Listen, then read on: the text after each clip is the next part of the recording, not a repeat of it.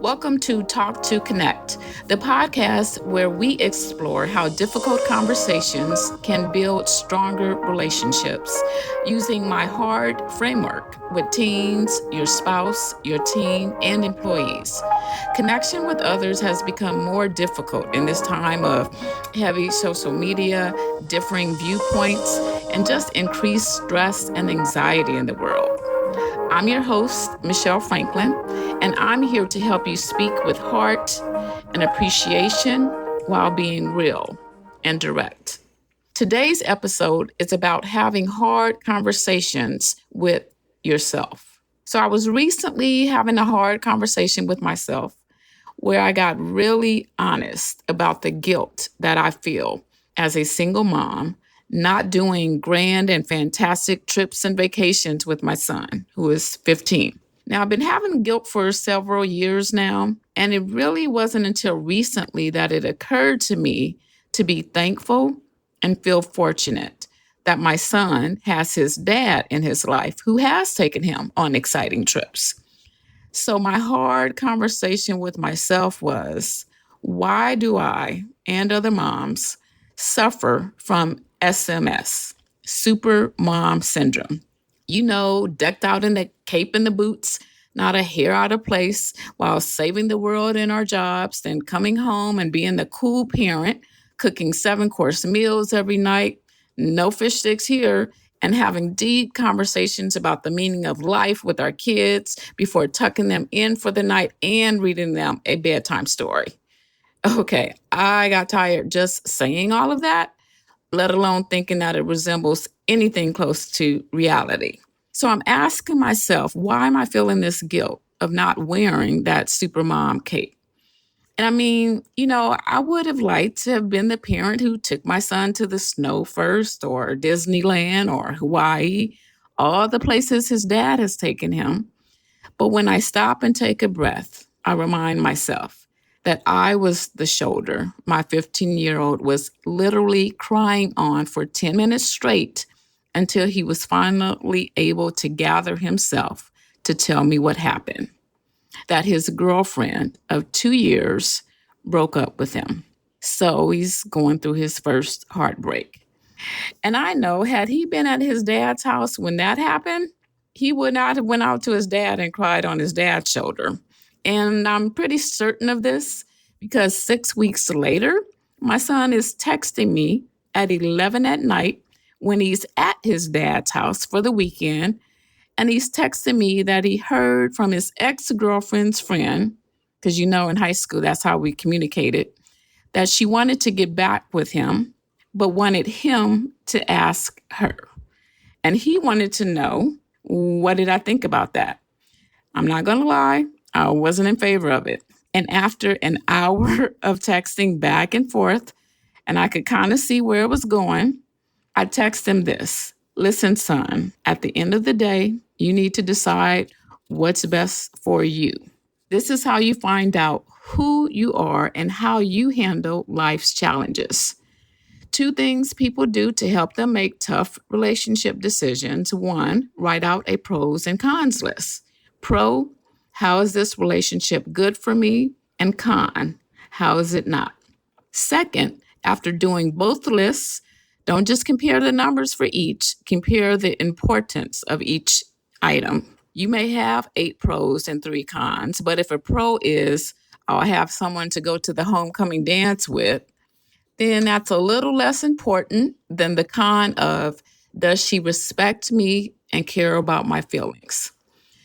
So since my son and I have such a strong bond, I also asked him to think about if the situation was reversed, and that was me. And he saw me upset and crying. What would he say and think? Because sometimes when we are in a situation, we don't see it clearly. But when it's someone else we care about, it's crystal clear. So you have to, in your heart and mind, be okay with whatever decision you make. And if you find yourself trying to talk yourself into a decision, ask yourself why. So if you're wondering, yes, they're back together. So it's that kind of reminder that I had to do for myself that I'm a pretty good mom. And it really made me wonder, how often are mothers in particular honest with each other about feeling inadequate? And isn't that just wild? With as much as we know we do for our kids, that we still feel like it's not enough. So, in using my HARD framework, we're going to explore, what's the hard conversation we mothers need to have with ourselves? So, for me, the H for heart was to give myself grace. That as moms, we don't have to wear a cape, and it's okay. I mentioned that my son is 15, so college is on the horizon, but not quite here yet. And I recall hearing moms talk to each other about the different college offers their kids were receiving. And I remember it felt like a competition or a one up. So when we do that, I think it's to vicariously, through our kids' accomplishments, get affirmation of how good of a parent we are. But would we be a bad parent if our kid chooses not to go to college? So we frequently engage in these conversations with other parents about our child being on honor roll or college offers. But how often do we share with each other that sometimes we just feel lost or we're overwhelmed with worry, that we just want to bubble wrap our kids before they go out in the world? Or that sometimes we don't know what to do or how even to connect with our child. And how do you balance those parent insecurities with the reality that, you do need to prepare them to go out in the world and to have them gain independence from you? I know that's so scary. If, as a mom, you have those feelings, remember H for heart and give yourself grace. Next in the framework, the hard conversation with our hashtag mom self is A for appreciation. And when, if ever, do we really stop to appreciate and acknowledge who we are as a mother, nurse, Lyft driver, cook, maid, teacher, principal, counselor, coach, manager, photographer, videographer? Yeah, we know that list can go on and on. So sometimes we just have to do for ourselves what we do for our friends when they start putting themselves down and having self doubt. We're quick to immediately start telling them how great they are, but we don't really do that for ourselves. And we have to change that. Next up in the hard conversation with our mom self is R for real. I believe one of the reasons that I do have the type of relationship that I do with my teenage son, to where he can cry on my shoulder and ask my thoughts on if he should be back in a relationship with the girl who broke his heart. Okay, you can see I'm still salty about that. Is because of me being real with myself and remembering what it was like to be his age, that I had low self esteem. I was trying to fit in, but didn't. I liked the cute boy who didn't like me back. Like, oh, just thinking about that. I don't want to do that.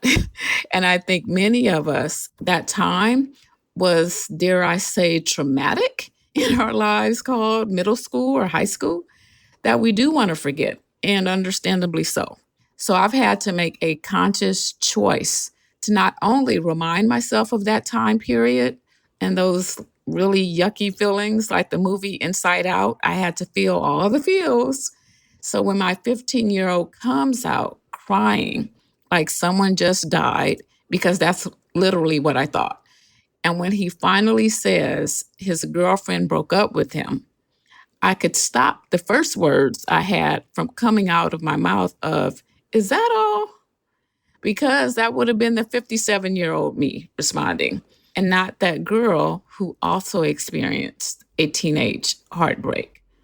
More importantly, the deposits I've made into the trust bank with my son over the years of actually sharing with him those memories of feeling rejected by the cool kids or the awkwardness of making friends at a new school. So, moms, realize that your real stories of your childhood experiences, not from the perspective of an adult, but through the eyes of that child you once were, serves a wonderful purpose to have those stories bridge the generational gap in your relationships with your kids. Because, yes, the times are different. We didn't have internet, social media, blah, blah. But every generation, as kids, have the feelings of wanting to be liked, popular, and cool.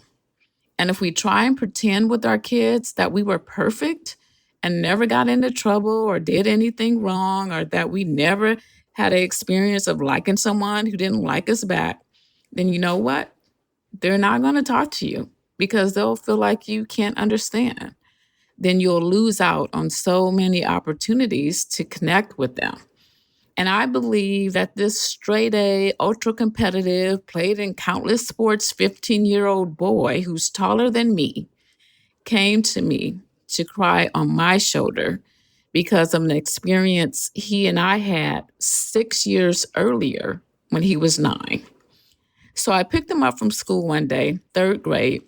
And normally, after I've picked him up in the car, he would be telling me about his day or we're singing songs from the radio. But this day, he was quiet. And as a mom, you can sense when something's going on with your child.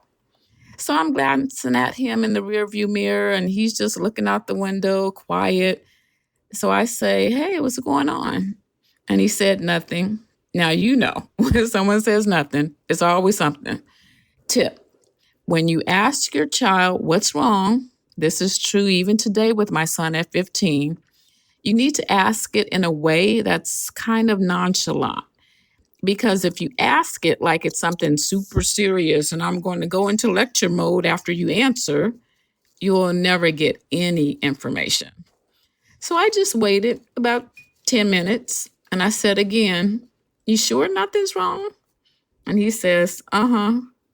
Clearly not convincing. And it's these moments that can actually train you how to know your child. So I let about another 7 minutes or so pass before I asked again. And I said, "You can tell me anything.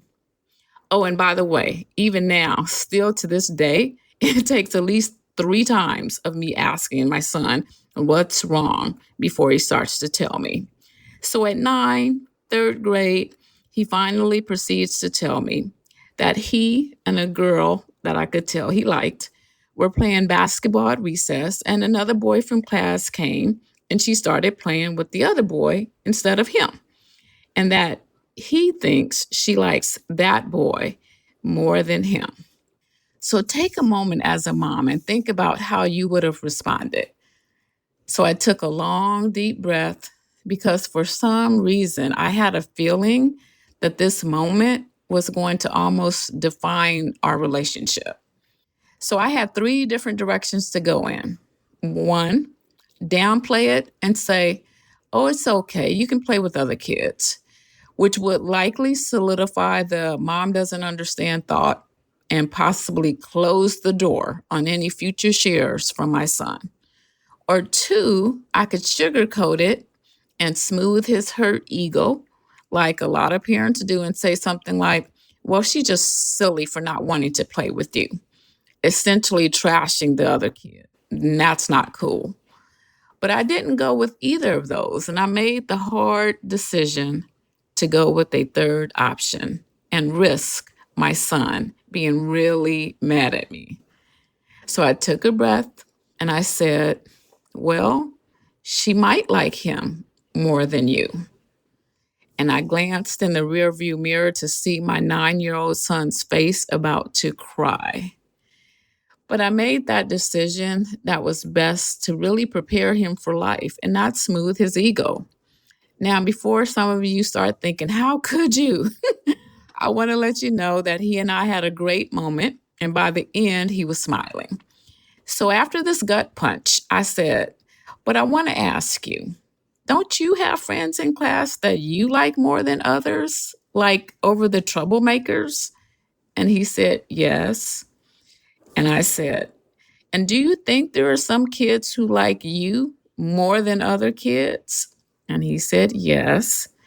And I said, And I think your teacher actually likes you a lot because you don't get into trouble like other kids, right? And he had a slight smile and said, yes. And then I said to him, baby, in life, not everybody's going to like you. And that will hurt and make you feel bad. And after we feel bad, we'll still have other people who do like us and want to be our friend. And you are so kind and smart and funny that you'll always have friends. And he had another little smile. Of course, I ended up talking about a real story I had when I liked someone who didn't like me. And he liked the girl in the class who had the longest hair, and how I felt really bad. So I got to use that difficult time that I had, and mine was in the fourth grade, to help my son through this experience. Next in our hard conversation with our mom self is D for direct. Now, warning, this is actually going to be the hardest and most challenging letter in my hard framework because it requires you to possibly travel to a deep, dark, and hidden place. It requires us having honesty on how we're showing up and relating to our kids. So, a few questions to ask yourself. Are you being the type of parent that you would have wanted as a kid? What did you tell yourself as a kid that you would never do if you became a parent and you ended up doing it anyway? And am I scared to actually ask my child, what do they think of me as a parent? Ooh, I know some folks probably cringed at that one, but why? Remember in the last episode, I mentioned that as an adult, there are many ways to personally develop. We can read books, attend motivational conferences, get a therapist. Now, I'm not saying anything is wrong with those things. In fact, I've done all of them and I was a therapist. And there will always be a part of our growth, whether as a parent, spouse, leader, employee, that we can only have because others share their experience of us with us, of how we show up to them. Now, of course, you want to use discernment as to whose perspective should carry weight and others not so much. Because, like Taylor said, haters gonna hate. And I think as parents, it can be very easy to not know your impact on your child. So when my son was 10, I decided to ask him about 3 questions about me. And one of those questions that I asked him was, what did he like most about the kind of parent that I am? And he said at 10 that I understand him, like if someone calls him weird, that I understand him. And from that, we ended up having a really great discussion about people calling him weird. And I shared what names I got called and how it made me feel. So I suggest every few years, maybe start when your child is 7 or 8, just ask them, what do you like about me as a parent? And what don't you like? And just listen, breathe, and reflect. And trust me, that will make a huge deposit into the trust bank with your child. Thanks for listening to Talk to Connect. If this episode resonated with you, be sure to follow my podcast and share it with others. A new episode will drop Tuesday. And if you got a question you'd like me to answer on a future episode, email me at michelle@letstalktoconnect.com. That's Michelle spelled Michell. That's 2 L's, no E on the end, at letstalktoconnect.com. And just know that every hard conversation, when spoken with heart, appreciation, being real and direct, strengthens your personal and professional relationships. So remember, go hard and connect.